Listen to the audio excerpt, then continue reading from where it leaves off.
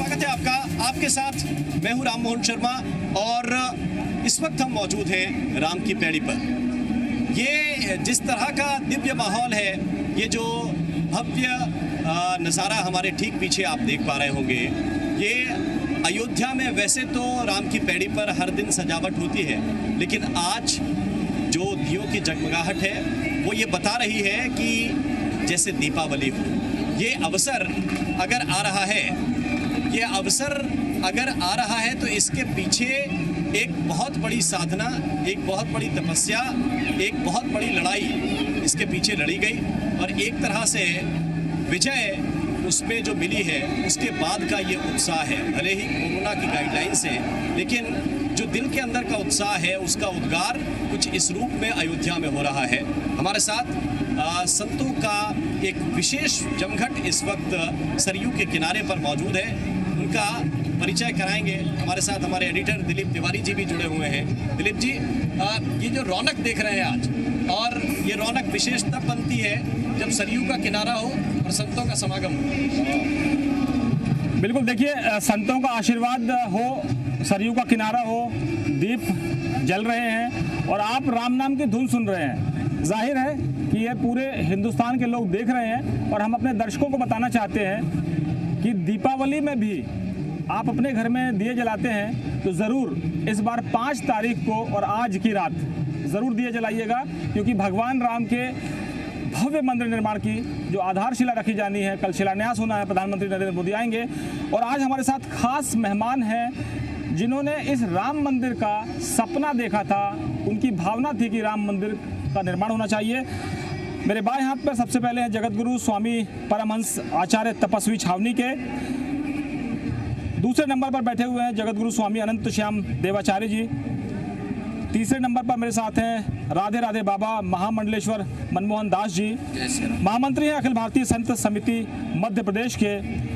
और सफ़ेद वस्त्रों में आप जिनको देख रहे हैं, जिनकी आभा यहाँ पर आप देख सकते हैं, महामंडलेश्वर जनार्दन हरि जी महाराज हैं, महाराष्ट्र से आए हुए हैं। और पंडित योगेंद्र महंत हैं, राष्ट्रीय महामंत्री हैं पुजारी समाज के, जो आप सबको, हमको भगवान से मिलाने के लिए पूजा पाठ कराते हैं और बताते हैं कि किस तरह से प्रभु श्री राम के पास आप पहुंच सकते हैं। सबसे पहला मेरा सवाल जगतगुरु स्वामी अनंत श्याम जी आपसे है। जो सपना था, सबका सपना था, आप लोगों ने तो अपना जीवन भगवान के लिए समर्पित कर दिया। हम लोग गृहस्थ हैं, हमारे परिवार हैं, लेकिन आपके परिवार में तो भगवान ही हैं, आप भगवान के परिवार का हिस्सा है। आज का दिन, रात को कुछ लोगों को नींद नहीं आएगी क्योंकि कल सुबह शिलादान होना है, शिलान्यास होना है, भूमि पूजन होना है, आधारशिला रखी जानी है। आप क्या कहते हैं? सर्वप्रथम तो समस्त देशवासियों को, समस्त हिंदू जनमानस को, वह जीव मात्र हर व्यक्ति को आज इस पावन नगरी अयोध्या से हृदय की गहराइयों से वंदन, अभिनंदन। आज का जो दर्शन है ये अद्भुत है, अद्वितीय है। माननीय प्रधानमंत्री श्रीमान मोदी जी के द्वारा, माननीय श्री योगी जी के द्वारा अथक प्रयासों से समस्त जनमानस का 135 करोड़ सारे जनमानस आज खुशी मना रहा होगा, जो आ सका है, जो नहीं आ सका घरों में। मैं जानता हूँ कितना उत्साह जनमानस में है, क्योंकि जनमानस के बीच में रहता हूँ। एक गांव से लेकर के एक शहर तक, एक छोटे से हाई लेवल तक, सबके जनमानस में ये भावना आज उसी राम की कृपा है। रामो विग्रहवान धर्मा।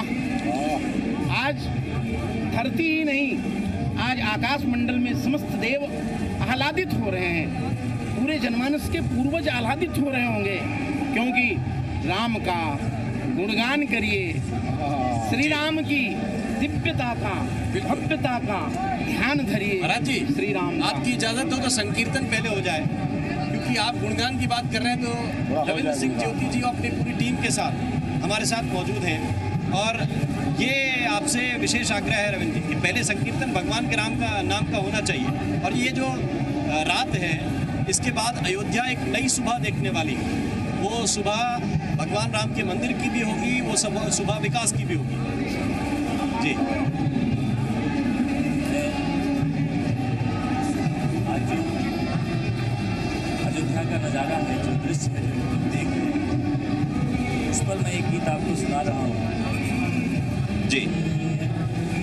जगमग भैया अवध नगरी, जगमग भैया अवध नगरी, जगमग भैया अवध नगरी। चमके चमो चम डगरी डगरी, चमके चम चमो डगरी डगरी, अवध भैया अवध नगरी, जगमग भैया अवध नगरी।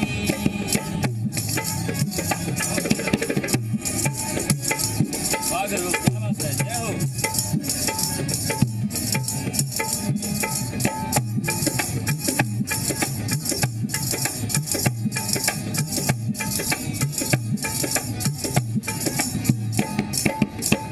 पावन भूमि का कर कर भीजे, जन जन के अंतर मन भीजे।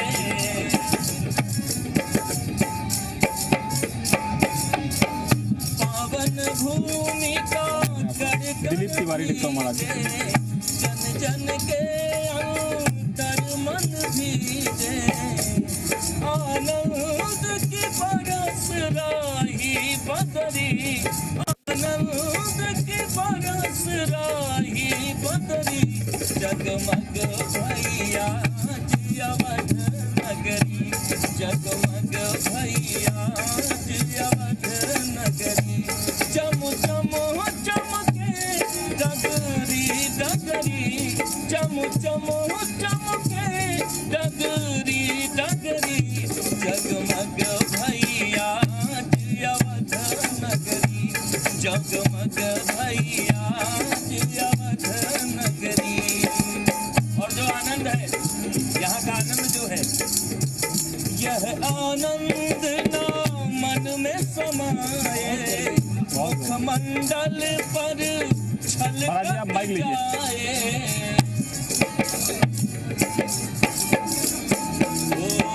यह आनंद ना मन में समाए, मुखमंडल पर छलकत जाए।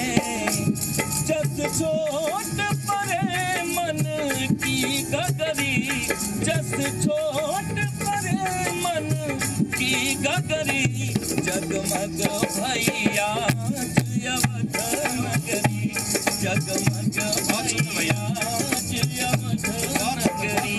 तो आपने सुना, रविंद्र भाई कह रहे हैं कि जगमग भई आज अयोध्या नगरी, और राम का नाम अगर आप लेते हैं तो आपका जीवन तर जाता है। जगतगुरु स्वामी परमहंस आचार्य जी, तपस्वी छावनी से आप हैं, बहुत तपस्या की आपने। ये दिन देखने के लिए बहुत से ऐसे साधु संत हैं जिन्होंने अपना जीवन कुर्बान कर दिया। कुछ तो गोलियों का शिकार भी हुए, और इसी सरयू नदी को कभी कहा गया कि संतों के और कारसेवकों से खून से लाल हो गई थी ये। आपने देखा होगा, आज वो दिन भी आपने देख लिया कि कल वो शुभ घड़ी आने वाली है जिसका इंतजार करोड़ों हिंदुओं को रहा होगा। बिल्कुल दिलीप जी, आप ठीक कह रहे हैं। मर्यादा पुरुषोत्तम भगवान श्री राम लला के दिव्य भव्य राम मंदिर निर्माण के लिए सदियों से हमारी पीढ़ियों ने प्रतीक्षा किया है, और कितने कार सेवक तो लौट के ही नहीं गए। विधर्मियों ने जब गोली चलवाया था यहाँ, उस समय यहाँ नालियों से पानी नहीं बल्कि राम भक्तों का रक्त प्रवाहित हो रहा था, जिस रक्त से सरजू जी पूरा जिधर देखो केवल लाल दिखाई पड़ती थी। लेकिन आज जैसे ही 5 अगस्त को आदरणीय प्रधानमंत्री जी के कर कमलों से मर्यादा पुरुषोत्तम श्री राम लला के दिव्य भव्य राम मंदिर निर्माण के भूमि पूजन का ये उत्सव मनाया जा रहा है, वो दिवंगत आत्माएं भी आज प्रसन्न हो गई होंगी, आज उनको सच्ची श्रद्धांजलि मिल गई होगी। और दिलीप जी, भारत वो देश है कि लोगों ने अपने पिता का त्याग कर दिया लेकिन राम का अपमान नहीं सहा है। तजो पिता प्रहलाद जी ने अपने पिता का त्याग कर दिया लेकिन राम का अपमान नहीं सहा। और भरत जी ने माँ का त्याग कर दिया, राम जी ने कहा भैया भरत एक काम करो, बोले भैया हम कई को मां नहीं कह सकते हैं और सब कुछ कह सकते हैं, इसने आपको वनवास क्यों मांग लिया। हम वो भारतीय हैं कि यहाँ लोगों ने, बलि राजा ने तो गुरु का त्याग कर दिया, मतलब चाहे जो भी हो, मर्यादा पुरुषोत्तम भगवान श्री राम हमारी आत्मा है, हमारे आदर्श है, हमारे प्राण है, हमारा इतिहास गवाह है, हमारे शास्त्र गवाह है कि लोगों ने अपने माता पिता का, गुरु का त्याग अगर करना पड़ा तो कर दिए, लेकिन राम का अपमान नहीं सहे हैं। और ये वर्तमान में दिख रहा है कि जो लोग भगवान को काल्पनिक कहते रहे वो हाशिए पर पहुंच गए हैं, विनाश के कगार पर पहुंच गए हैं। और जो जय श्री राम बोलते रहे, जिनका कोई अस्तित्व नहीं रहा, एक दो सीट हुआ करती थी, आज वो सर्वोच्च है। मतलब जो राम का है उसी भारतवासी केवल उसी का सम्मान करते हैं। और हमारी संस्कृति राम राम से अभिवादन शुरू होता है, और आदरणीय मरने के बाद भी हम लोग राम नाम ही सत्य कहते हैं। और आज भी अगर चर्चा होती है राम सेतु की, जो सबसे पहली कवरेज आदरणीय दिलीप जी आपने दिखाया था पूरे विश्व को, और हमारे यहाँ तो अगर मर्यादा पुरुषोत्तम भगवान श्री राम लला का इतिहास हम लोगों के तो रचे पचे हैं, लेकिन जो अन्य धर्मानुयायी हैं, इंडोनेशिया जो इस्लामिक कंट्री है, अन्य कंट्रियों में भी मर्यादा पुरुषोत्तम भगवान श्री राम जी का इतना प्रभाव है कि आज भी रामलीला होती है। मतलब अगर किसी को इंसान बनना है, अगर किसी को मानव बनना है, तो उसको राम के पद चिन्हों पर चलना ही होगा, राम के आदर्शों का पालन करना ही होगा। और आज जिस शुभ घड़ी शुभ मुहूर्त की प्रतीक्षा थी, उसका महोत्सव चल रहा है दिलीप जी। आज जो उत्सव, जो खुशी साधु संत धर्माचार्य जगत गुरुओं में अयोध्यावासी नहीं बल्कि अभी पूरे देशवासी, पूरे विश्व में जो दिख रहा है, ये अभूतपूर्व है। ऐसी खुशी हमने तो कभी नहीं देखा। हो सकता है शास्त्रों में पढ़ते हैं कि जब भगवान वनवास से आए थे तब अयोध्यावासी इसी तरह खुश हुए थे, इसी तरह दिवाली मनाए थे, लेकिन कलयुग में यह पहली बार ऐसी खुशी देखने को मिल रही है। हाँ, कुछ लोगों की बात, जैसे दिन होता है सूर्य में, सूर्य के प्रकाश में सबको दिखाई पड़ता है, लेकिन एक ऐसा उल्लू है जो दिन में उसको नहीं दिखाई पड़ता है। जैसे पड़ोसी मुल्क पाकिस्तान कहता है 5 तारीख को मातम मनाएंगे, तो पाकिस्तान और चाइना भले मातम मनाए या जहर खा के मर जाए, लेकिन जो मानवतावादी हैं उनके लिए इससे बड़ा खुशी का दिन और कुछ नहीं है। और निश्चित रूप से 5 अगस्त राष्ट्रीय एकता और अखंडता का दिवस तो ही है, क्योंकि पिछले वर्ष दिलीप जी यही 5 अगस्त था जब जम्मू कश्मीर से अनुच्छेद 370 हटाया गया था, और यही 5 अगस्त है जब राम मंदिर की आधारशिला रखी जानी है, राम मंदिर का भूमि पूजन होने जा रहा है। राधे राधे। सभी लोग बेहद उत्साहित हैं। राधे राधे बाबा, राम राम बोलेंगे, राधे राधे आप हैं। कल से नहीं, कल से जो है पूरा हिंदुस्तान देख रहा है, हम लोग लगातार लगे हुए हैं, और जब से ये ऐलान हुआ, सुप्रीम कोर्ट का फैसला आया है, राधे राधे राम राम सब एक ही है, राम राम रोम रोम में राम है। आपको मैं पूछना चाहता हूँ कि जिस धरती से आप हैं, मध्य प्रदेश में आप जुड़े हुए हैं, वहाँ तो अब कांग्रेसी भी हनुमान चालीसा पढ़ रहे हैं, राम का नाम जप रहे हैं। लोग कहते हैं कि तब सत्ता थी तब ये मौन थे, और मौन सहमति आज विनय कटियार ने जो खुलासा किया है, जो संस्थापक अध्यक्ष है बजरंग दल के, कि तब के गृह मंत्री शंकरराव चौहान ने कहा था बुलडोजर चलवा दीजिए इस विवादित ढांचे पर। तो विनय कटियार ने पूछा, आप तो गृह मंत्री हैं, आप कांग्रेस के हैं, प्रेस के सामने बोलेंगे? उन्होंने कहा नहीं, मैंने आपको बोल दिया आपका काम है बुलडोजर चलवाइए। ये सब खुलासे हो रहे हैं। नरसिम्हा राव ने जब ये सुना विनय कटियार से कि हम विवादित ढांचा गिरा देंगे, ढहा देंगे, तो मुस्कुराए थे धीरे से और कहा था कि आप घर पहुंचिए, मैं फ़ोन पर बात करूंगा। लगता है कि सब कुछ आज ही के दिन का इंतजार था।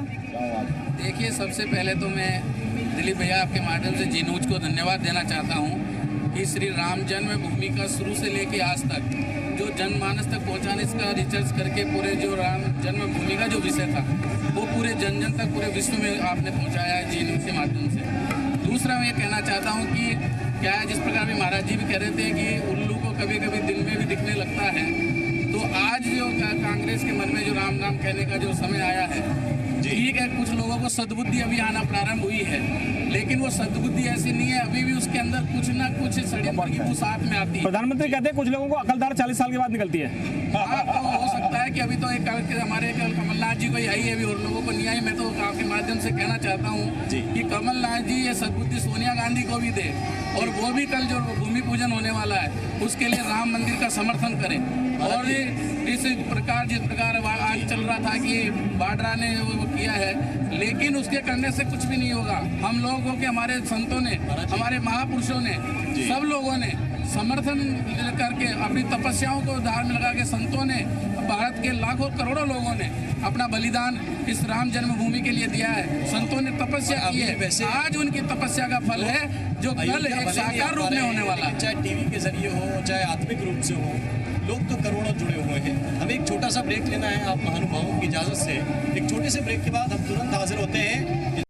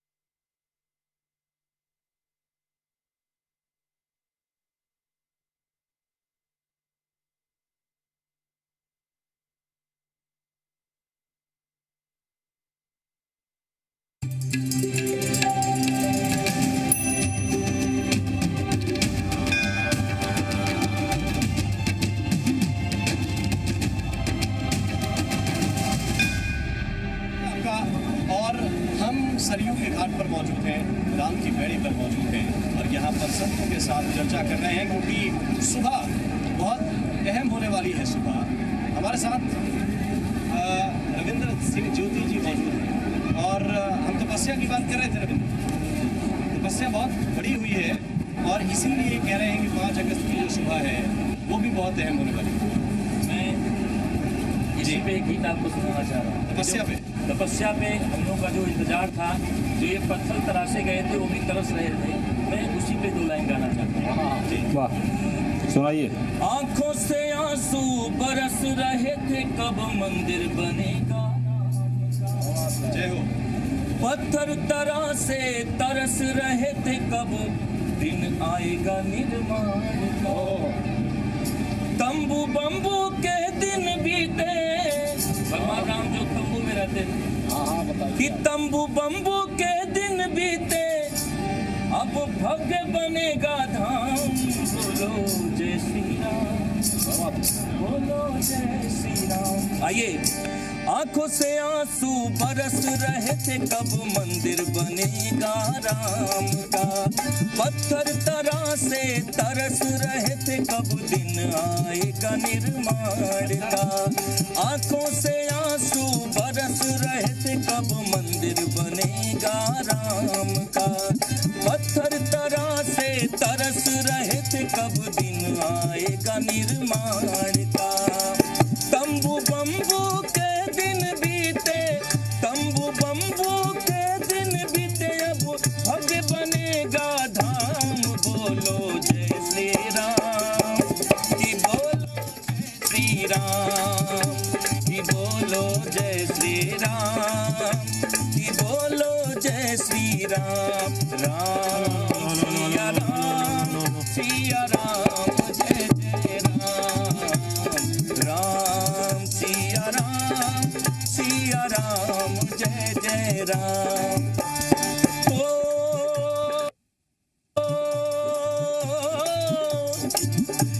मंगल भवन अमंगल हो,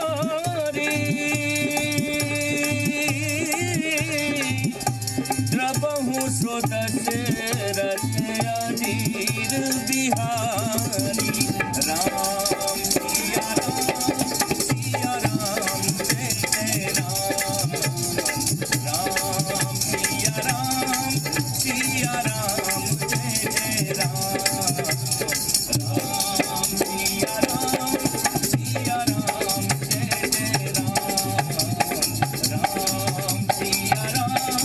जय जय। तो आपने देखा कि रविंदर सिंह भी बहुत मस्त हैं, क्योंकि उनको लगता है कि अब प्रभु श्री राम का जो भव्य मंदिर निर्माण का रास्ता था वो इतने लंबे सफर के अवरोधों के बाद अब वो खत्म होने वाला है और शिलान्यास के बाद ये मंदिर निर्माण का कार्यक्रम शुरू होगा और तंबू बम्बू के दिन बीत गए। हमारे साथ महामंडलेश्वर जनार्दन हरि जी महाराज हैं, महाराष्ट्र से आए हुए हैं। महाराज जी, श्वेत वस्त्र में आपकी आभा जो है वो चमक रही है, दुनिया देख रही है, लेकिन प्रभु श्री राम की जो चमक है वो हिंदुस्तान के और पूरी दुनिया के करोड़ों हिंदू, करोड़ों राम भक्त देखना चाहते थे। जो रविंद्र सिंह कह रहे हैं कि तंबू बम्बू के दिन बीत गए, अब बनेगा भव्य मंदिर श्री राम का। बोलो जय सिया राम। आप क्या कहते हैं? मैं कहना चाहूँगा कि ये हमारी आस्था का विषय है, हमारी श्रद्धा का विषय है। और भगवान राम जो है जैसे हर कण में विराजते हैं वैसे हर मन में भी विराजते हैं।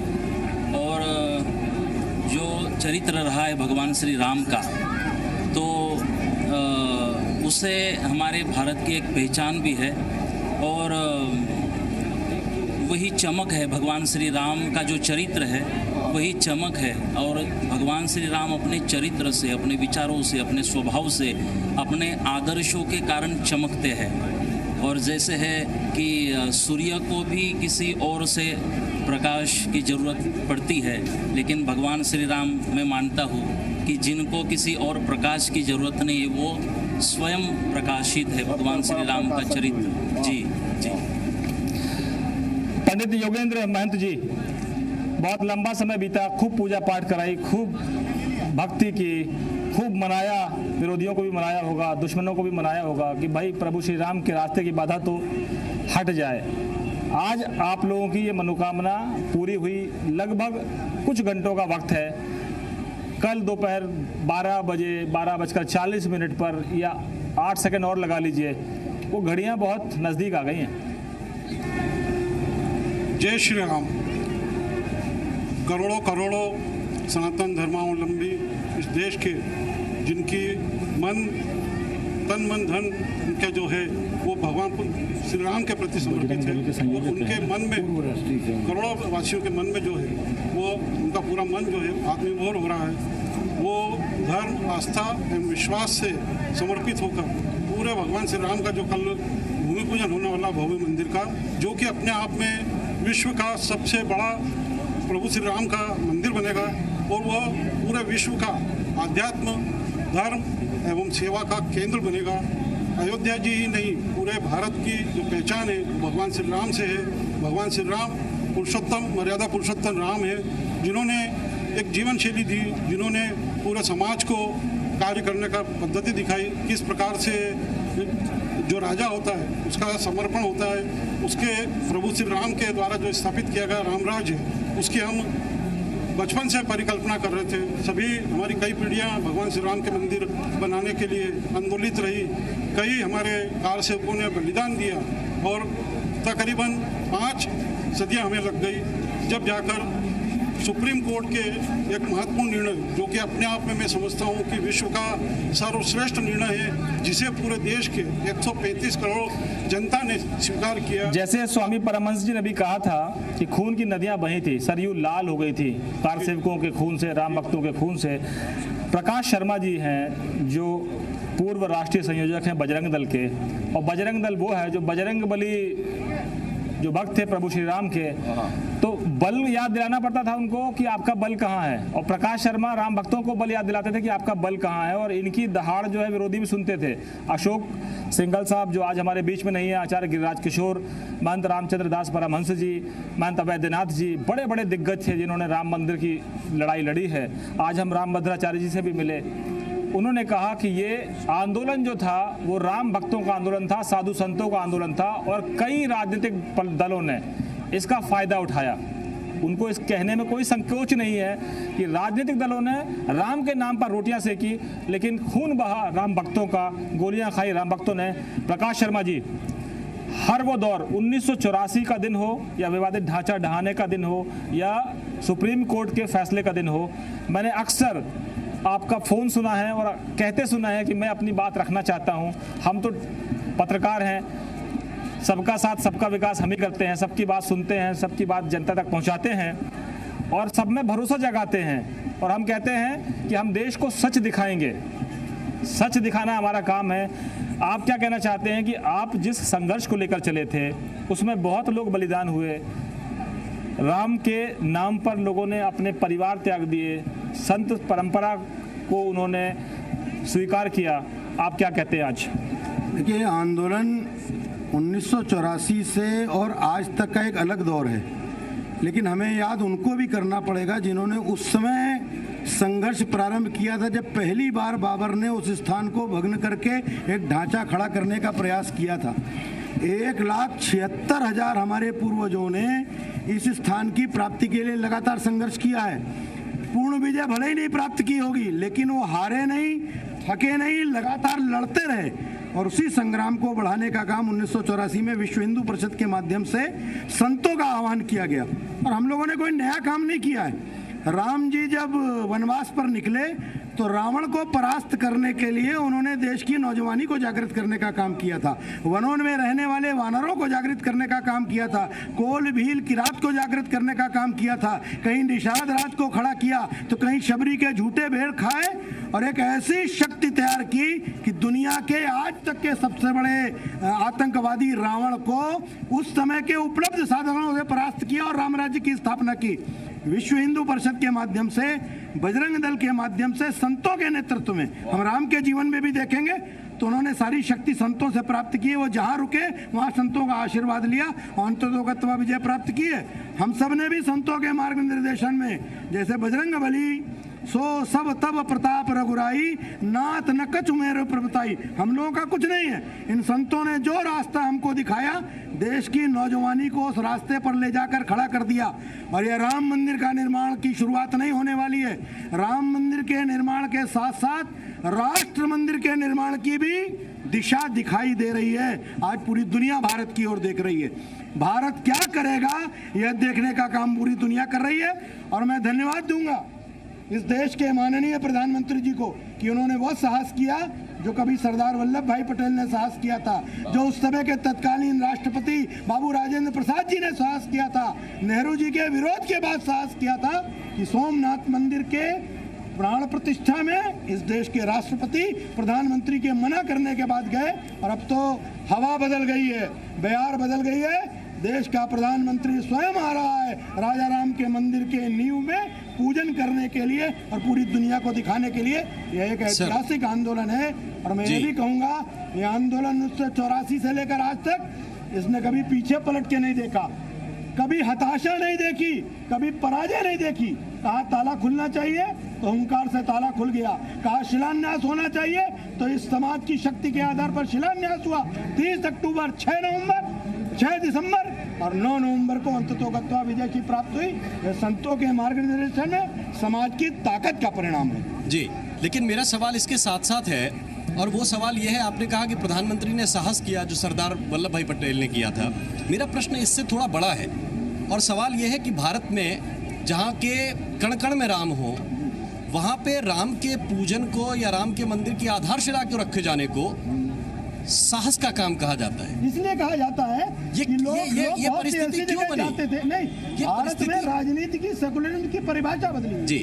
प्रधानमंत्री किसी दूसरे वर्ग के किसी धार्मिक स्थल में जाएगा जिसको बड़ा अच्छा माना जाता था, लेकिन वही प्रधानमंत्री अगर किसी हिंदू धार्मिक स्थल में या बहुसंख्यक धार्मिक स्थल में चला जाए, हिंदू होने के बावजूद भी, तो यह अपराध माना जाता था और यह माना जाता था कि वो कम्युनल हो गया है। और इसलिए भारत की राजनीति की दिशा बदल रही है। लेकिन प्रकाश जी भारत की राजनीति की दिशा राम के चरणों से निकलेगी। बिल्कुल। मैं एक सवाल ये पूछना चाहता हूं आपसे कि जब नरेंद्र मोदी प्रधानमंत्री बने तो उन्होंने माँ गंगा की पूजा की, कहा माँ गंगा ने बुलाया है। जब वो नेपाल गए तो पशुपतिनाथ मंदिर में जाकर दर्शन किए, पूजा किया उन्होंने।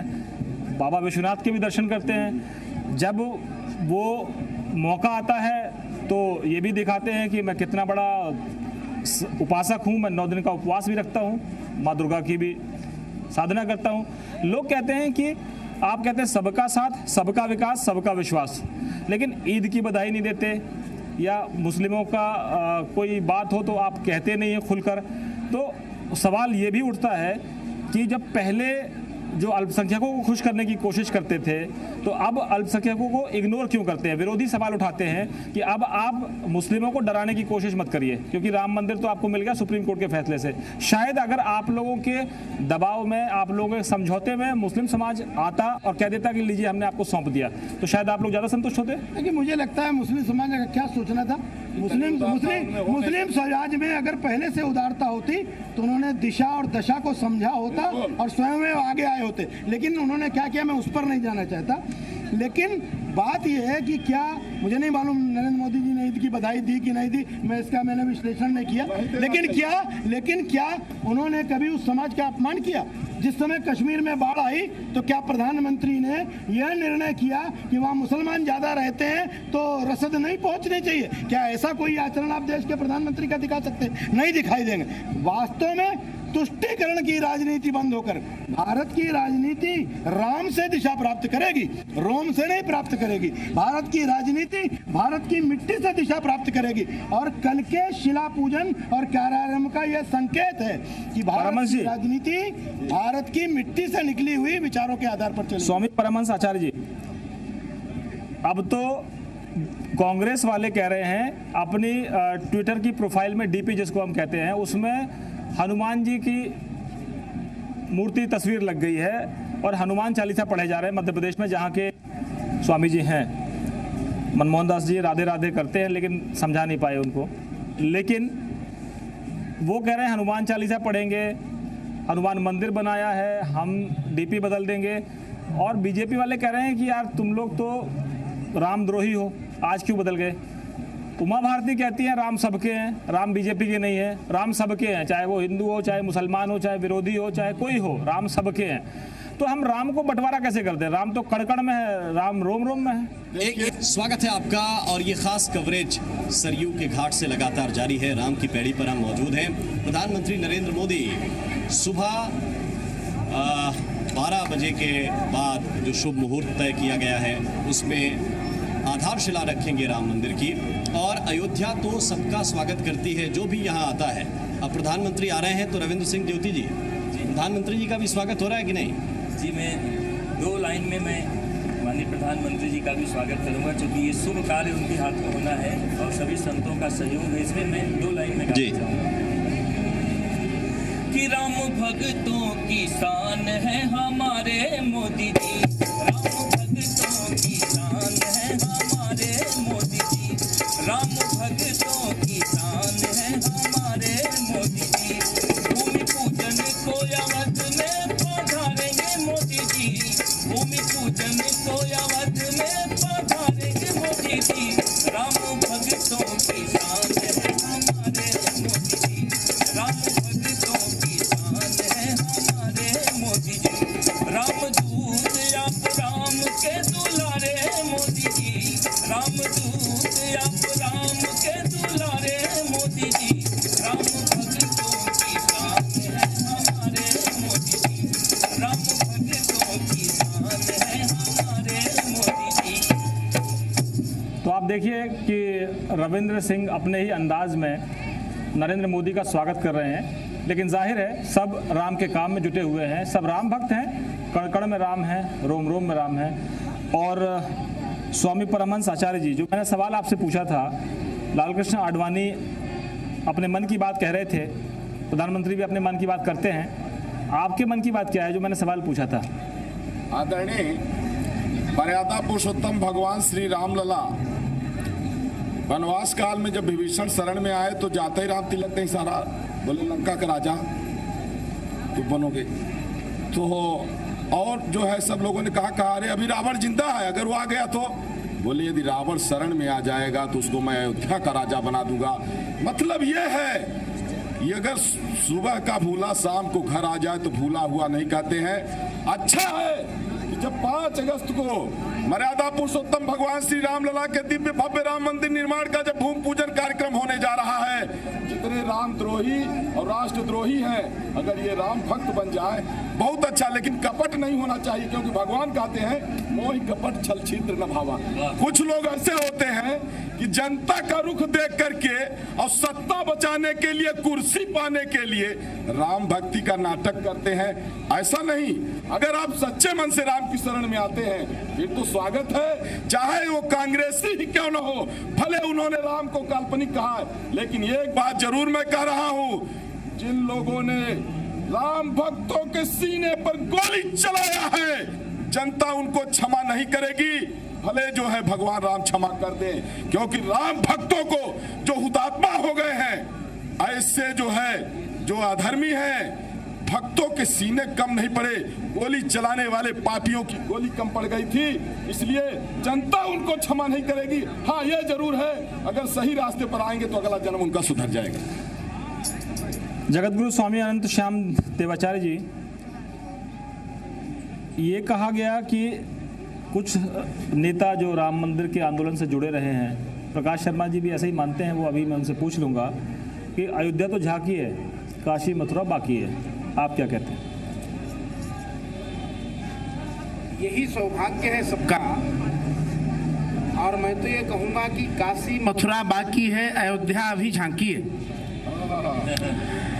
काशी मथुरा बाकी जो है अभी, इसके लिए मैं सभी लोगों से धरती से अवध की श्री राम जन्मभूमि की इस पावन धरा से और राम घाट से यहाँ से मैं आह्वान करता हूँ कि जाति पंथ का आओ झगड़ा मिटाएं और हृदय की गहराइयों से खुशी से दीप जलाएं और भव्य 5 अगस्त 11:30 बजे श्रीमान प्रधानमंत्री मोदी जी के और सभी जगत गुरु शंकराचार्य संतों के सानिध्य में मिलकर के, चाहे वो पक्ष का तो है लेकिन विपक्षी हो, सपाई हो, बसपाई हो, जिन्होंने सरजू को लाल किया था, आज उस दिन की याद करता हूं। आज खुशी है कि आज वो पड़े पड़े निश्चित है, आज अफसोस में डूबे होंगे कि हमने उन राम भक्तों पे जो गोलियां बरसा करके जो सरजू को लाल किया था, आज उनके मुंह पर तमाचा है और राम का मंदिर, लेकिन फिर समझने का सुबह का भूला शाम को अगर घर आ जाए तो भूला नहीं कहते। देश के राम सबके हैं, राम कण कण के हैं, राम जन जन के हैं, इसलिए जाति पंथ का झगड़ा मिटाएं और कल 5 अगस्त को हृदय की गहराइयों से खुशी होकर के और श्री राम का भव्य महोत्सव और न्यू पूजन को सब मिल करके करवाएं। राधे राधे बाबा जी, राधे राधे बाबा जी। कि आप से मैं ये जानना चाहता हूँ कि राम का काम तो पूरा होगा, अब रास्ता साफ हुआ है और भव्य मंदिर का निर्माण होगा, पूरी ताकत लगी हुई है राम भक्तों की, लेकिन क्या ये विवाद जो हिंदू मुस्लिम के झगड़े हैं, कांग्रेस बीजेपी के झगड़े हैं, लेफ्ट राइट सेंटर के जो झगड़े हैं, ये ख़त्म नहीं होना चाहिए? जब मैं आपके माध्यम से कहना चाहता हूं दिलीप जी कि जब कल भगवान श्री राम के इस भव्य मंदिर के शिला पूजन होगा, उसके बाद में बहुत से रास्ते अपने आप खुलते हुए जाएंगे और जो ये कांग्रेस और बीजेपी के जो झगड़े हैं, जो राम के काम का है वो सबके काम का है और जो राम के काम का नहीं है वो किसी काम का नहीं है। दूसरा, अभी महाराज जी कह रहे थे तो मैं कहना चाहता हूँ कि महाराज जी सबको अपन लोग साथ तो लेना चाहते हैं, लेकिन कभी कभी काल नेमी भी बीच में आ जाता है जिसकी दुर्भावना होती है, और जो लोग आ रहे हैं तो उनकी ऐसी काल नेमी वाली भावना नहीं होनी चाहिए कि नहीं तो फिर हनुमान जी को सामने आकर उनका उद्धार करना पड़ेगा। उनकी भावना स्वच्छ और साफ होनी चाहिए जिसमें आज भगवान राम का जो भव्य मंदिर अपन बना रहे हैं। और ये अयोध्या जो आज अपन सरजू जी के तट पर जो कल की आवाज़ सुन रहे हैं राम पेड़ी के ऊपर, इससे लगता है कि अवध के अंदर आगे आने वाले समय में कल भूमि पूजन के बाद में अवध की एक नई दिशा तय होगी, भारत की एक नई दिशा तय होगी। और आर्थिक और सामाजिक और आध्यात्मिक का जो साकार रूप है, जो अपन लोगों ने यज्ञ अनुष्ठान पूजा पाठ जो भी किया, उसका साकार रूप कल से देखने को मिलेगा। बिल्कुल। और इसके साथ मैं जनार्दन हरी जी महाराज, एक प्रश्न आपसे ये अवश्य करना चाहता हूँ कि आप तो चूँकि महाराष्ट्र से ताल्लुक़ रखते हैं, राधे राधे बाबा मध्य प्रदेश से ताल्लुक़ रखते हैं, और हर जगह बड़े बड़े धर्म क्षेत्र हैं, बड़े बड़े मंदिर हैं, मठ हैं, लोग वहाँ जाते हैं। लेकिन अयोध्या दिव्य और भव्य किन मायनों में अहम होगी राम मंदिर के निर्माण के बाद? वैसे तो पवित्र नगरी है जहाँ भगवान राम ने जन्म लिया, लेकिन अब क्या बदलाव इस तीर्थ क्षेत्र में आएगा? जिस तरह से ये सारी घटनाएं बनी हैं और जिस तरह से आस्था के साथ, हिंदुओं की आस्था के साथ जो थोड़ा खिलवाड़ करने की कोशिश की गई है, लेकिन जितना विरोध हुआ उतनी ही आस्था के साथ, श्रद्धा के साथ सारे हिंदू संगठित होकर इस आंदोलन से जुड़े रहे। और मैं मानता हूँ कि इस आंदोलन ने सारे हिंदुओं को संगठित करने का काम किया है। इसीलिए ये आस्था का विषय बन गया था। अभी अभी हमारे राम मोहन जी भी कह रहे थे जी कि यहाँ जैसे साहस की बात यहाँ पर आई, लेकिन मैं माननीय पंतप्रधान जी के बारे में कहना चाहूँगा कि मुझे नहीं लगता कि उनको साहस करना पड़ा है।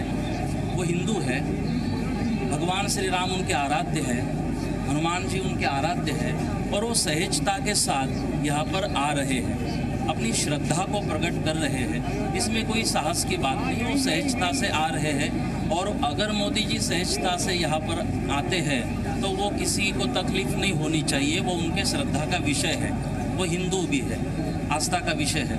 और यहाँ पर भगवान श्री राम का जो मंदिर है, क्योंकि भगवान श्री राम का चरित्र अपने आप में बहुत ही एक मर्यादा का प्रतीक है, एक रोल मॉडल हम जिसे कहना चाहेंगे कि हमारी अगली पीढ़ी के लिए भी भगवान श्री राम का ही चरित्र महत्वपूर्ण है।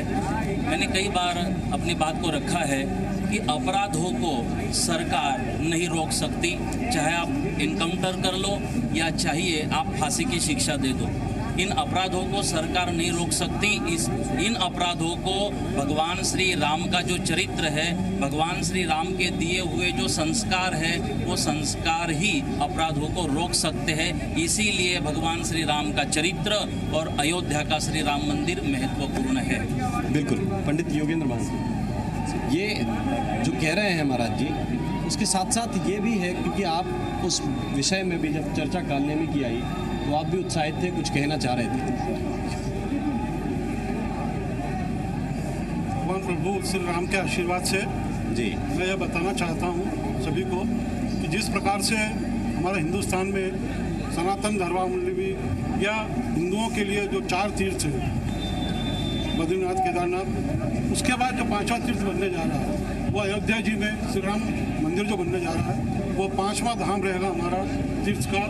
और उसके माध्यम से पूरे भारत देश में और विश्व में यह संदेश जाएगा, आस्था एवं श्रद्धा और आध्यात्म का केंद्र विकसित होगा भगवान श्री राम का मंदिर। और जैसा भी आप पंडित योगेंद्र महन जी, आज मैंने रामानंदाचार्य रामभद्राचार्य जी से जब बातचीत की थी तो उन्होंने कहा था कि जो 4 धाम बनाए थे वो शंकराचार्य जी ने बनाए थे। शंकराचार्य की परंपरा से 4 धाम निकले हैं, लेकिन राम जो है वो ऐतिहासिक है, परंपरा सनातन से चली आ रही है। तो पहला धाम ये होगा, बाकी 4 धाम आएंगे। अयोध्या पूरी मस्तके, अयोध्या पूरी मस्तके, अयोध्या सर्वश्रेष्ठ है। तो प्रकाश जी, अयोध्या सर्वश्रेष्ठ है।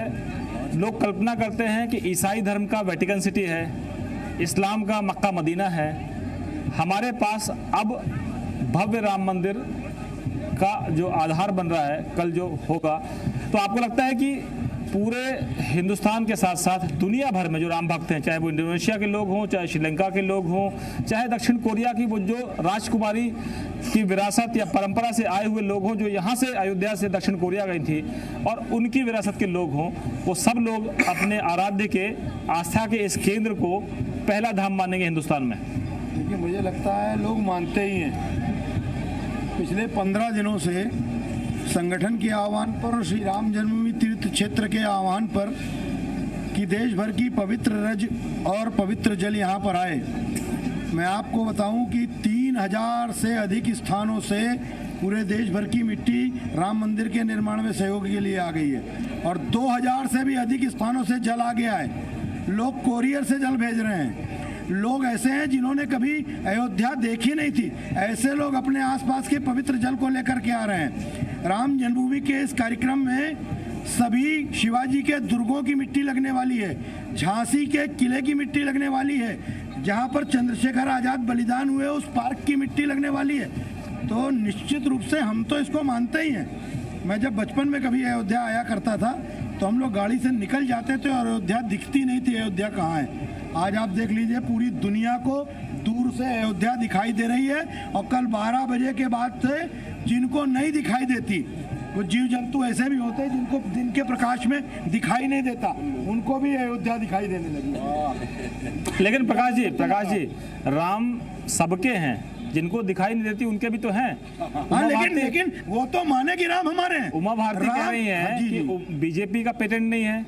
अब वो ये नहीं कहेंगे बीएचपी आरएसएस का पेटेंट भी नहीं है। रामभद्राचार्य जी ने कहा कि ये आंदोलन संतों का आंदोलन था, राजनीतिक दलों ने फायदा उठाया। आप लोगों को श्रेय इस बात का जाता है कि धर्माचार्यों को, साधु संतों को एक मंच पर लाने वाले अशोक सिंघल जी हों, महंत वैद्यनाथ हों, रामचंद्र दास परमहंस जी हों, देवरहा बाबा का आशीर्वाद आप लोगों के साथ रहा है। अक्सर अशोक सिंघल जी कहते थे कि देवरहा बाबा ने कहा कि बस राम नाम गाते चलो, मंजीरे बजाते चलो और आगे बढ़ते चलो, राम मंदिर मिलेगा, ये देवरहा बाबा कहते थे। मैं आपसे पूछ रहा हूँ कि अगर उनको सद्बुद्धि नहीं है तो आप उनको राम के क्षेत्र से, राम के जो ऑरा है, जो उनका आभा मंडल, उससे बाहर क्यों निकालना चाहते? वो भी तो हिंदुस्तान की है। हम किसी को बाहर नहीं निकालना चाहते, लेकिन कोई उस आभा मंडल में रहना ही नहीं चाहे तो जबरदस्ती पकड़ कर तो खींचा नहीं जा सकता। आपने बताया संतों ने आंदोलन प्रारंभ किया। भारत की 36 परंपराओं के संत कल कार्यक्रम में रहने वाले हैं। भारत की कोई भी परंपरा अछूती नहीं है जिसके संत कार्यक्रम में नहीं आने वाले हैं। ऐसे सामाजिक समरसता का पूरा प्रदर्शन यहाँ पर होने वाला है और निश्चित रूप से अशोक सिंघल जी के नेतृत्व में पूज्य संतों के द्वारा, हमने कब कहा कि ये आंदोलन हमारा था? ये आंदोलन तो समाज का है। राम सबके हैं तो सब खड़े हो गए, इसलिए आज राम मंदिर का निर्माण हो रहा है। लेकिन हम तो कह रहे हैं हम सबके हैं, दूसरा कह रहा है कि राम काल्पनिक है, तो उनके राम है ही नहीं। आज वह दुनिया को दिखाने के लिए जब राम मंदिर बनने जा रहा है और उसका शुभारंभ होने जा रहा है, कभी जनेऊ पहन के कोई मंदिर में चला गया, कभी अपनी डीपी पर राम का चित्र डाल दिया, तो काल नेमी को भी तो पहचानना पड़ेगा। लेकिन अगर काल नेमी भी महाराज जी के शब्दों में या तुलसी के शब्दों में कहूं कि राम की शरणागत होगा तो निश्चित रूप में उसको भी अभय का वरदान मिलेगा। लेकिन छ मोह कपट छल छिद्र न भावा, छल छिद्र दिखाई देता है। सुप्रीम कोर्ट के निर्णय को रोकने के लिए कौन गया? किसने यह कहा था कि इसको 2020 के बाद किया जाए? तो सबका जनता के सामने सबका चेहरा है, लेकिन हमारी प्रकाश जी, आप ये क्यों भूल गए कि रामायण की चौपाई तो ये भी कहती है, हुई है सोई जो राम रच रखा। राम ने रच रखा है, रच रखा कि 5 तारीख को ही होगा। हाँ, राम ने रच रखा है। हमको बलिदान देना था, हमने बलिदान दिया। राम ने हमारी परीक्षा ली, हनुमान की परीक्षा ली थी, 100 योजन का समुद्र पार कर सकते हैं नहीं कर सकते। उनके हाथ में मुद्रिका दी थी, हनुमान ने उसको सफल करके दिखाया। देश के समाज ने जो राम मंदिर बनते हुए देखना चाहता था, अपने प्राणों की बाजी लगाकर यही सरयू के तट पर गोलियां से भून दिया गया था, लेकिन लोगों ने पीछे मुड़कर नहीं देखा। सारी अयोध्या को चारों तरफ से घेर दिया गया था। किसी अभिमानी शासक ने कहा था कि परिंदा भी पर नहीं मार पाएगा। वह अभिमानी शासक आज अपने घर में बैठा हुआ अपने दिन गिन रहा है, लेकिन राम भक्त कल प्रातः काल 12 बजे राम मंदिर के भूमि पूजन का कार्यक्रम देखेंगे और पूरी दुनिया में देखेंगे। स्वामी परमहंस आचार्य जी अक्सर ये कहा जाता था कि अगर जो हिंदुत्व की बात करते हैं, जो राष्ट्रवाद की बात करते हैं, उनको ये कहा जाता था कि ये लोग देश में हिंसा फैलाना चाहते हैं, देश को भगवा रंग में रखना चाहते हैं। और राजनीति की जो दिशा दशा थी, वो कमंडल की राजनीति हो, वो मंडल की राजनीति हो, वो कोई भी राजनीति हो, राजनीति केवल रोटियां सेकती थी और वोट लेती थी। आप तो संत हैं, आपने तो सब कुछ त्याग दिया भगवान के लिए, प्रभु श्री राम के लिए। लेकिन वो दौर भी आपने देखा होगा कि जब राम नाम जपने वाला सबसे बड़ा द्रोही माना जाता था, या उसको समाज में ऐसा माना जाता था कि ये देश में आतंकवाद पैदा करते हैं, भगवा आतंकवाद का भी एक दौर आया। जी, आज तो आप खुश होंगे। आदरणीय, आपने पुराने जख्मों को एक बार फिर हरा कर दिया। मैं धन्यवाद देना चाहता हूं बजरंग दल, विश्व हिंदू परिषद, राष्ट्रीय स्वयंसेवक संघ को और भारतीय जनता पार्टी को कि जिसके एक साधारण कार्यकर्ता से लेकर प्रधानमंत्री तक किसी भी कार्यक्रम की शुरुआत जय श्री राम से करते हैं और गर्व से बोलते हैं जय श्री राम। आज जो है ये देखने को मिल रहा है। एक मैं जिक्र करना चाहता हूं भगवान राम के चरित्र का। भगवान राम ने देखा, देखिए ये भगवान राम की लीला है। भगवान राम ने देखा कि मेरा नाम लिख देते हैं तो समुद्र में पत्थर तर जा रहा है। एक छोटा सा पत्थर भगवान ने समुद्र में डाला, डूब गया। देखे कोई देख तो नहीं रहा है। हनुमान जी पाछे खड़े थे, क्योंकि हनुमान जी भगवान की सारी लीलाएं देखते हैं। भगवान ने कहा, हनुमान जी कुछ देखे नहीं? बोले हमने देखा, आपने एक पत्थर छोड़ा, डूब गया। बोले किसी का मत। बोले नहीं, मैं तो कहूंगा कि यदि मर्यादा पुरुषोत्तम भगवान श्री राम ने किसी को छोड़ दिया तो उसका डूबना तय है। तो मैं कहना चाहता हूं कि जो रामद्रोही हैं, रामद्रोही आज उनको पता लग गया है कि भगवान राम का जिसने अपमान किया, भगवान राम को जिसने जिनके अस्तित्व पर सवाल खड़ा किया, वो आज विनाश के कगार पर है। और आज वो हनुमान जी की डीपी लगा करके और चाहते हैं कि पब्लिक क्षमा कर दे। लेकिन मैं एक बात कहना चाहूंगा कि रावण भी मरते समय जय श्री राम बोला था और अंतिम में बहिरू राम बड़ाई करही। राक्षस भी भगवान राम की प्रशंसा करते थे और मरने के समय ये बोले जय श्री राम बोल करके गए, उनका परलोक बन गया। मैं कहना चाहता हूं, आइए रामराज की शुरुआत हो रही है। भारत विश्वगुरु बनने जा रहा है। नफरतों का दौर समाप्त कर दीजिए सब लोग मिल करके। और कल जो है दिवाली बनाइए, पूरे देश में वृक्षारोपण करिए और संकल्प लीजिए कि अब जातिवाद की राजनीति नहीं, परिवारवाद की राजनीति नहीं, लड़ाने की राजनीति नहीं, खून बहाने की राजनीति नहीं, अब जनता के विकास की राजनीति होगी। अब मर्यादा पुरुषोत्तम भगवान श्री राम के पावन आदर्शों पर चलने की राजनीति होगी।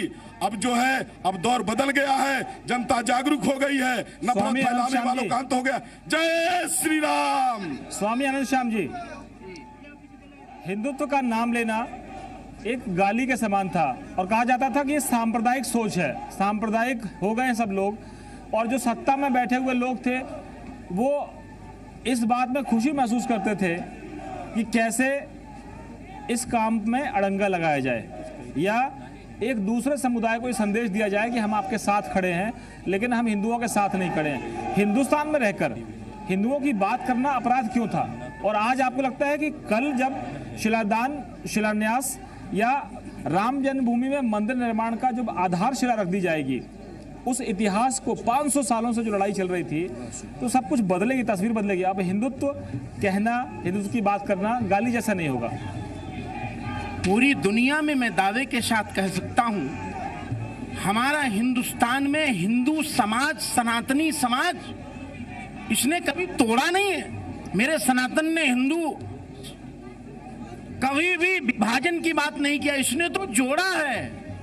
सनातन जोड़ता है, हिंदू समाज जोड़ता है, कभी तोड़ने की बात नहीं करता। ये जो पहले के जो गुमराह अपने दिल और दिमाग से शायद उन्होंने कुछ षड्यंत्र के माध्यम से हमारी शिक्षाओं को बदल दिया, मेरे संस्कार को छीनने का प्रयास किया। अब संस्कार विहीन तभी होगा जो राम से विलग होगा, जो राम के लगा होगा वो संस्कार विहीन नहीं होगा। इसलिए ब्राह्मण, हमारे समाज में ब्राह्मण, क्षत्रिय और वैश्य और ओबीसी, एससी, ओबीसी, ये चतुर्थ श्रेणी के लोगों को तोड़ने का राजनीतिज्ञों ने काम किया है। वो इसलिए सिर्फ उसके पीछे एक उनका षड्यंत्र है कि जाति में डिवाइड करो और फिर सत्ता हाथ में लेकर। लेकिन अपने यहाँ तो कहते हैं जात ना पूछोगी साधु की, पूछ लीजिए ज्ञान, मोल करो तलवार का, पड़ी रहने दो म्यान। यहाँ पर एक ब्रेक लेते हैं, ब्रेक के बाद फिर लौटते हैं इसी सवाल पर और हम ये चर्चा जारी रखेंगे। तो आप सुन रहे हैं प्रभु श्री राम के लिए किस तरह से अयोध्या में दिवाली शुरू हो गई है और ये दिवाली आगे आने वाले दिनों तक राम मंदिर के निर्माण तक जारी रहेगी। फिलहाल वक्त है ब्रेक का, ब्रेक के बाद जल्द लौटते हैं।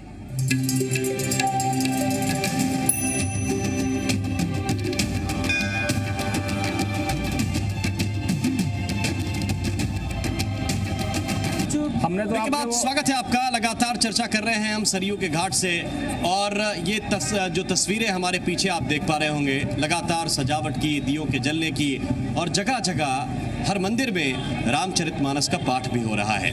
और ऐसे दिव्य माहौल में रामचरितमानस में वैसे भी जो अयोध्या कांड है उसमें दूसरे श्लोक में कहा गया है कि प्रसन्नताम यनगताभिषेक ततस्तथा न ममले वनवास दुखता, यानी भगवान राम न तो राज्याभिषेक की वजह से प्रसन्न होते हैं और न जब वन गमन के लिए कहा जाता है तो उससे दुखी भी नहीं होते। मुखाम्बुज श्री रघुनंदनस्य में सदास्तुमा मंजुल मंगल प्रदा, मंगल का जो है उनका दर्शन मात्र जो है मंगल का देने वाला है। तो मैं रविंद्र जी से कहूँगा कि मंगल की बात हो रही है तो एक मंगल गीत हो जाए, फिर चर्चा करते हैं। मंगल गीत जी सुना रहा हूँ। हम लोग सरजू जी के किनारे बैठे हैं और यहाँ का जो दृश्य है मैं वही मैं अपने गीतों से आपको सुना रहा हूँ।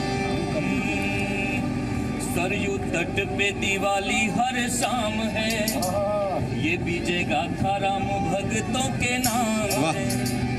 सिंहासन पे राजा राम जी विराजेंगे, जन जन के लिए जो सुख धाम है। जग की नैया के जो खेवैया, जग की नैया के जो खेवैया, प्रभु दर्शन पायो रे। हे राम लला के भक्तजनों दिन मंगल आयो रे। हे राम लला के भक्तजनों दिन मंगल आयो रे। लड़के लड़ैया राम मड़ैया, लड़के लड़ैया राम मड़ैया, अब महल बनायो रे। साधु राम लला के भक्तजनों दिन मंगल आयो रे। हे राम लला के भक्तजनों दिन मंगल आयो रे।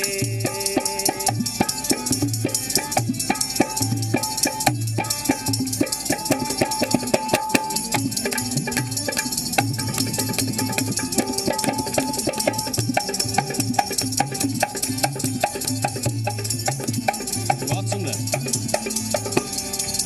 देखो धर्म ध्वजा लहराए ले, मिली खुशी नहीं मनवा समाए रे। रंग भगवा है छाया इस जहान में, राम नाम चौदिस में सुनाए रे।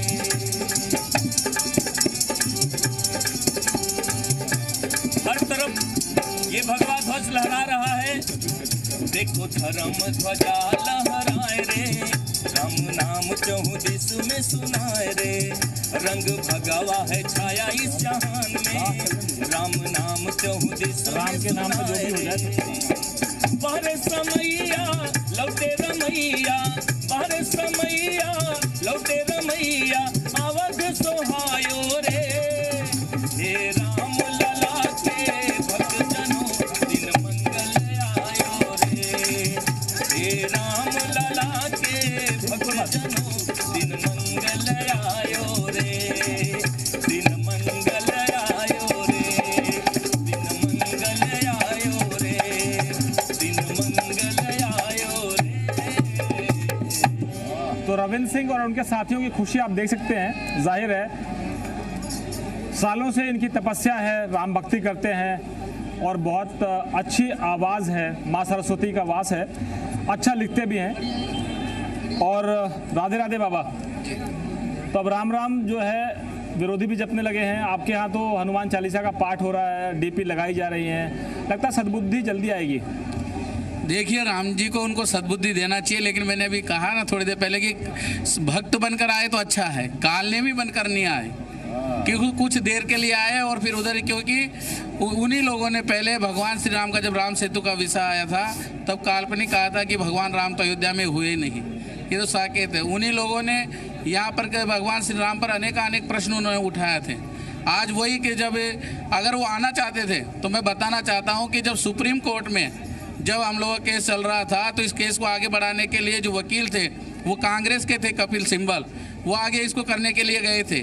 उससे पहले राम सेतु का विषय आया, ये जब चाहते तब भी आकर शरणागति राम जन्मभूमि के लिए हो सकते थे, लेकिन अभी आए हैं, देर से आए सिटीजन को सद्बुद्धि तो आई है, लेकिन उस सद्बुद्धि के अंदर किसी प्रकार की कोई उनके अंदर काल्पनिक या अपनी कोई महत्वाकांक्षा नहीं होनी चाहिए। उसको छोड़कर अगर वो शरणागति में आते हैं तो उनका स्वागत है, नहीं तो कालनेमी की जैसे उसको। हरि जी महाराज, जो रामराज की कल्पना थी, अक्सर हमने नेताओं को सुना है कि रामराज हम लाना चाहते हैं, और रामराज का मतलब यह है कि सब लोग सुखी होंगे, सब विकास की रफ्तार बढ़ेगी, संस्कृति का वैभव दिखेगा, अपनी परंपराएं जीवित होंगी, पुरानी परंपराओं का जो एक तरह से नष्ट हो गई थी आक्रमण के दौरान वो वापस आएंगी। आपको लगता है कि जब कल इस आधारशिला को रखा जाएगा तो एक नए युग की शुरुआत होगी हिंदुस्तान के लिहाज से? जी हाँ, मैं इसे मानता हूँ, क्योंकि बीच में जो समय गया तो हिंदुओं की भावनाओं को, उनकी आस्था, उनकी श्रद्धा को साइड करने का ही काम चल रहा था, इग्नोर करने का काम चल रहा था। लेकिन अब जिस तरह से ये कार्य हुआ है अयोध्या जी में, तो वापस एक भगवान श्री राम की चर्चा हो रही है, और भगवान श्री राम की चर्चा से ज़रूर मेरे जैसे सारे जो भी युवा है वो ज़रूर भगवान श्री राम को समझने में, भगवान श्री राम के चरित्र को पढ़ने में ज़रूर अपना समय देंगे। और अगर भगवान श्री राम के चरित्र को समझती है आज की पीढ़ी, और उन चरित्र से एक भी सद्गुण को धारण करती है, तो ज़रूर भौतिक विकास भी होगा, आध्यात्मिक विकास भी होगा। और आध्यात्मिक विकास का नाम है समरसता, कि भगवान श्री राम का चरित्र जो है समरसता का प्रतीक है, आस्था का प्रतीक है, संगठन का प्रतीक है, और ज़रूर इससे युवाओं में समरसता बढ़ती रहेगी। क्योंकि भगवान के चरित्र में देखिए, माता शबरी का चरित्र आता है, उसमें केवट जी का चरित्र आता है, अहिल्या का चरित्र आता है, तो भगवान श्री राम के चरित्र ने सबको जोड़ने का काम किया है। तो ज़रूर अयोध्या जी से पूरे अपने भारत देश को जोड़ने का ही काम होगा। अगर समय हो तो एक पंक्ति में गाना चाहूँगा, बिल्कुल, कि जो भाव है भगवान श्री राम के बारे में कहा जाता है, मुझ में राम तुझ में राम, मुझ में राम तुझ में राम, सब में राम समाया है, सब में राम समाया है, कर लो सभी से प्यार, जगत में कोई नहीं पराया है, एक ही माँ के बच्चे हम सब, एक ही पिता हमारा है, फिर भी न जाने किस मूर्ख ने लड़ना हमें सिखाया है, मुझ में राम तुझ में राम, सब में राम समाया है। बिल्कुल, सब में राम समाये हैं। और पंडित योगेंद्र महंत जी, ये प्रश्न तो है, अभी आध्यात्मिक विकास की चर्चा कर रहे थे महाराज जी, प्रश्न ये है कि आज के दौर में तो भौतिक सुख और भौतिक विकास ये भी बहुत अहम मायने रखता है किसी भी जगह के लिए, कहीं के भी लोगों के लिए। अयोध्या का जो विकास है वो इसके आगे दिखता है क्या, जब मंदिर भव्य रूप में तैयार होगा तो? निश्चित रूप से जब भगवान श्री राम का भव्य ऐतिहासिक विश्व प्रसिद्ध मंदिर का निर्माण अयोध्या जी में होगा, तो अयोध्या जी के जो आसपास का क्षेत्र है वो पूर्ण क्षेत्र का सर्वांगीण विकास होगा, समृद्धि आएगी। बाहर से जो पर्यटक आएंगे, बाहर से जो शरणार्थी आएंगे, धर्म प्रेमी जो जनता भगवान श्री राम के दर्शन करने आएंगे, क्योंकि यह आस्था का, अध्यात्म का विश्व प्रसिद्ध केंद्र बनेगा। योगेंद्र महंत जी, आप सही कह रहे हैं कि भगवान श्री राम के दर्शन मात्र से जीवन सफल हो जाता है।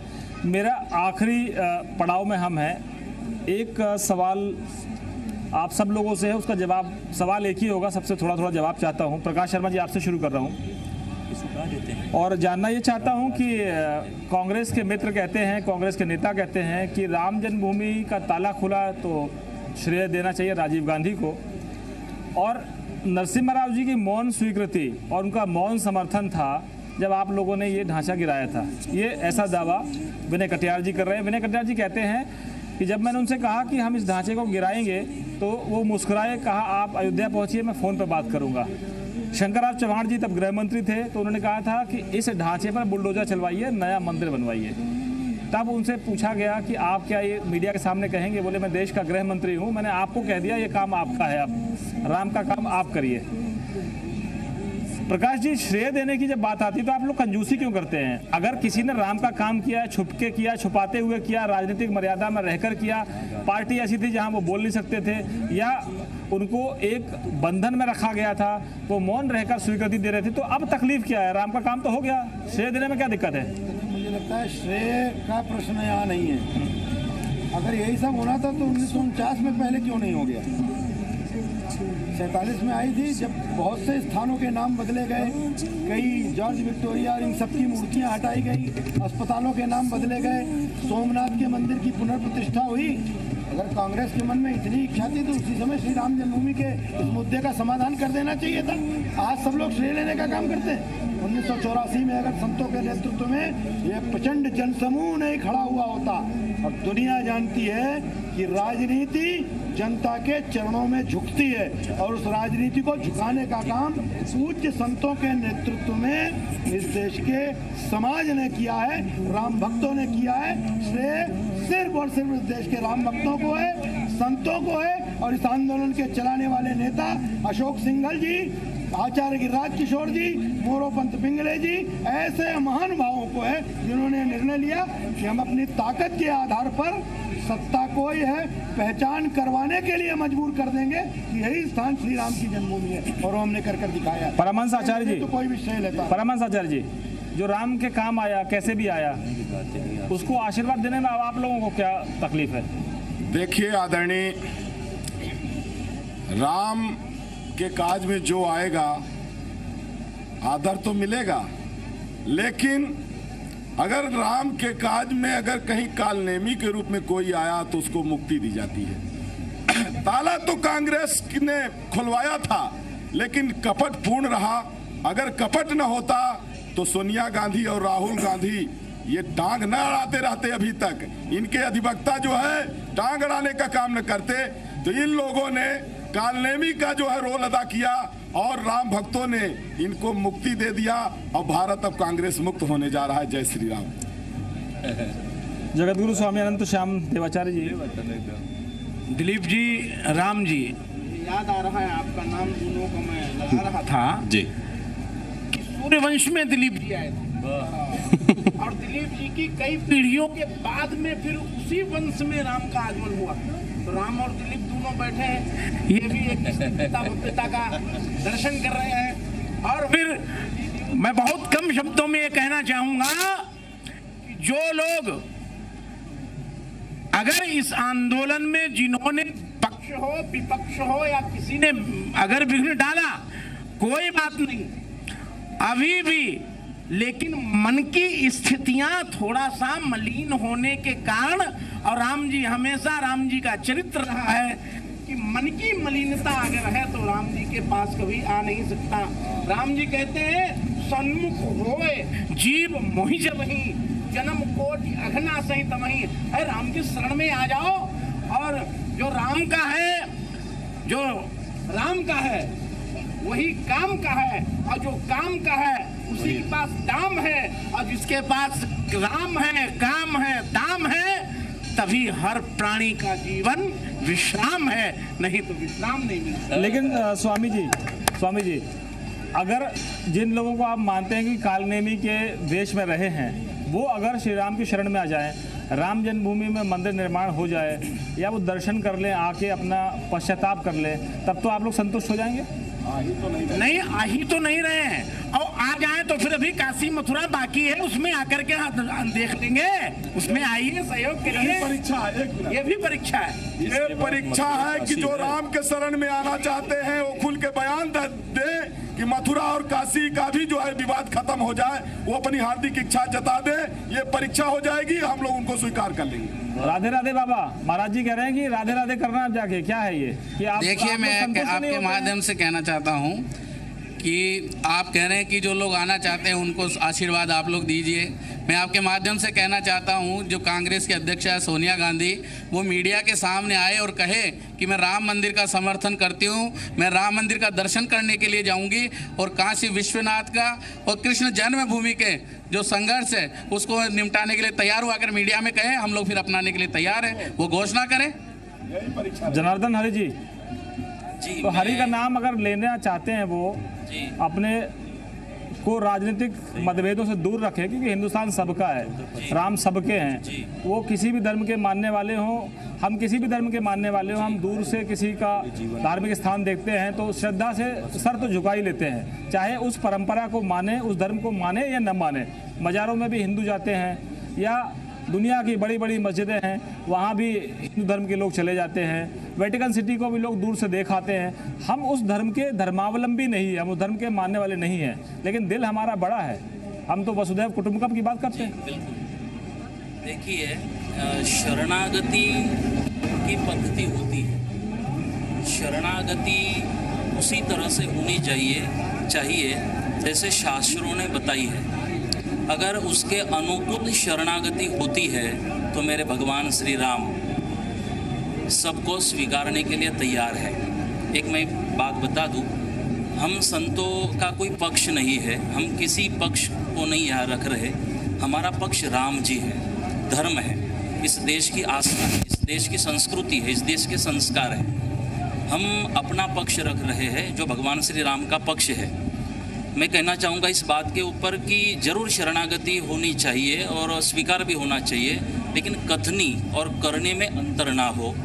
और दूसरी बात कि कुछ लोग मैंने देखे जो कहते हैं कि हम दक्षिणा नहीं लेते, खीसे में रख दो, हम पैसों को स्पर्श नहीं करते। योगेंद्र मान जी, आपको जवाब देना पड़ेगा कि दक्षिणा लेते नहीं, जेब में रख दो। और आपके पास यजमान आते हैं तो आप लोग कहते हैं कि भगवान से मिलने का जो रास्ता है वो इस पूजा से होकर गुजरता है, और आप ही लोग घुमाते हैं। कैसे घुमाते हैं? अगर जो आज तक आप लोग जिनको राम का द्रोही मानते हैं, आप मानते हैं कि हिंदुत्व के द्रोही हैं, वो अगर आपके पास आए तो जो आपके पुजारी समाज है उनको रास्ता बताएगा कि ये कल्याण का रास्ता कहाँ जाता है। निश्चित रूप से पुजारी समाज कह लें, आचार्य कह लें, पुरोहित कह लें, जो समाज है उसने हमेशा इस ब्राह्मण वर्ग के लें, उसने हमेशा इस देश को, इस दुनिया को रास्ता दिखाया है, सत्कर्म का रास्ता दिखाया है, धर्म का रास्ता दिखाया है, समाज के विकास का रास्ता दिखाया है। उसी प्रकार से यदि जो अभी बताया कि इस देश की कांग्रेस पार्टी के राष्ट्रीय अध्यक्ष आदरणीय सोनिया गांधी जी पूरा मन से, जो गंगा का जल है जितना निर्मल मन से उनकी पूरी पार्टी यदि आकर भगवान श्री राम की शरण में आती है और निर्मल मन से आए, बिल्कुल बुरा भाव नहीं रखे, और निर्मल मन से यदि भगवान श्री राम की शरण में आती है तो हम संत समाज तो आशीर्वाद देंगे ही, लेकिन भगवान श्री राम भी जो है वो इतने दयालु हैं कि यदि वो निर्मल मन लेके आएंगे तो निश्चित रूप से ये माफ़ करने का काम भगवान श्री राम का है, हम लोगों का नहीं।